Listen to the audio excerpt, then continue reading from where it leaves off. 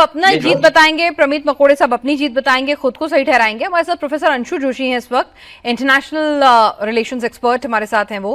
Professor Anshu Joshi, पहली बात तो ये भाई इस जंग में जीता कौन? अभी तो जंग चली रही है। दूसरी बात ये कि अब ईरान जो है क्या वाकई में वो शांति नहीं चाहता है? पिनाज, सबसे पहले तो शो पर बुलाने के लिए बहुत बहुत धन्यवाद। युद्ध का ये एक अध्याय है, पूरा युद्ध नहीं कहूंगी इसको, और आप ही के शो पे मैं लगातार कहती चली आई थी कि इस पूरे युद्ध का एक भीषणतम अध्याय अभी हमारा देखना बाकी है। और जहां तक रही बात सीज फायर की, सीज फायर का ये एमओयू आने के बाद भी मैंने इस बात को आप ही के चैनल पर रखा था कि ये सीज फायर 15 दिन भी चल जाए तो बहुत बड़ी बात होगी। इसके पीछे के कारण है, एक तो हम ये समझे कि जो ये एमओयू है पिनाज, ये एक इनफॉर्मल अग्रीमेंट है, ये एक फॉर्मल रूप से सारे स्टेक होल्डर्स को बाध्य करने वाला अग्रीमेंट नहीं है, ये फाइनल अग्रीमेंट नहीं है। दूसरी चीज ये कि एक ऐसा अग्रीमेंट है जिसमें खुद में छेद है, ये एक ऐसी छतरी है जिसमें छेद हैं। वो छेद क्या क्या है मैं आपको बताती हूँ। एक तो ईरान ने जिस तरह से स्ट्रेट ऑफ हॉर्मुज को वेपनाइज करके अमेरिका को दबाया, झुकाया, ठीक है, हमने इस पर चर्चा भी की। अब इस एमओयू में ईरान इस क्लॉज को रखता है कि स्ट्रेट ऑफ हॉर्मुज को तो वो खोल रहा है, लेकिन 2 महीने के बाद इस स्ट्रेट ऑफ हॉर्मुज पे वो टोल टैक्स लगाएगा ओमान के साथ बातचीत करके। इस पर तो पूरी दुनिया की भ्रकटी टेढ़ी होना स्वाभाविक था।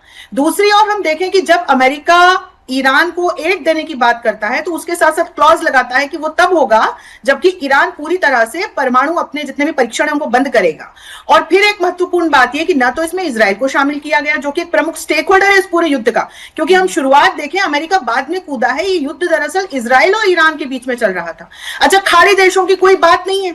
और अभी देखिए ईरान ने रिटेलिएशन में, पहले तो ईरान ने इस युद्धबंदी को तोड़ा, फिर अमेरिका ने प्रहार किया, अब ईरान ने आप देखिए कि कतर पर हमला किया है, बहरीन पर हमला किया है। तो अब हम ये समझे कि मीडिएशन करा रहा है, बिल्कुल, और उस पर आपने हमला कर दिया।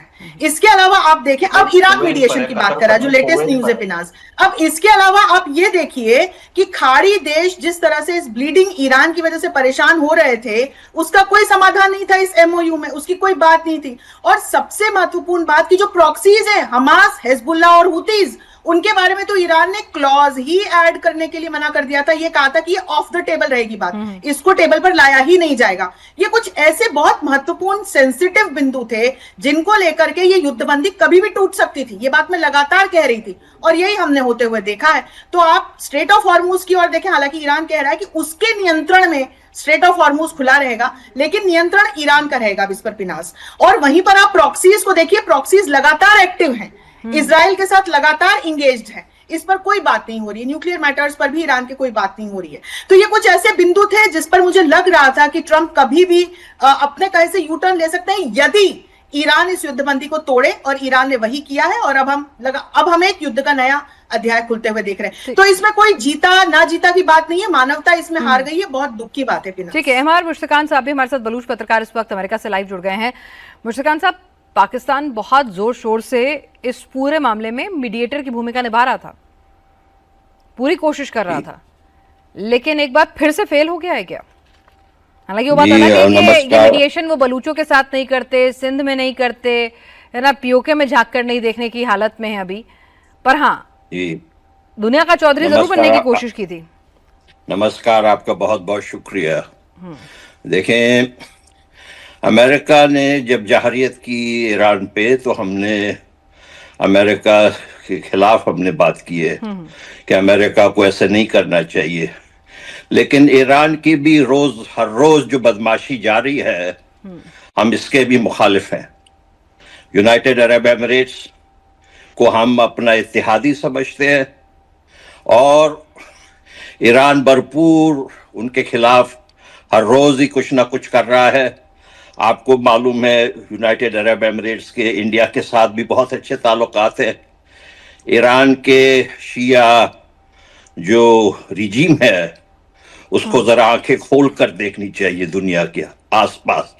हम उनके सपोर्टर रहे हैं, लेकिन ये एक हद हो जाती है जब उनके जो फॉरेन मिनिस्टर की वालिदा जाकर जनरल आसिम मुनीर को बोसा दे, हमारे कातिल को, बुचर ऑफ बलूचिस्तान को, तो ये हमारे लिए एक्सेप्टेबल नहीं है। उनको देखना चाहिए।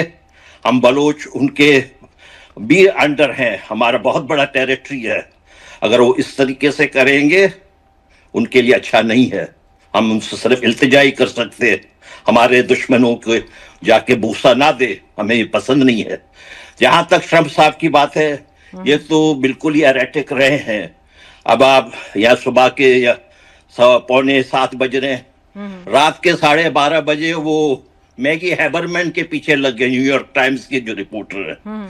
तो ये एरेटिक सदर है, इनके वजह से अमेरिका को बहुत नुकसान हो रहा है। ठीक है।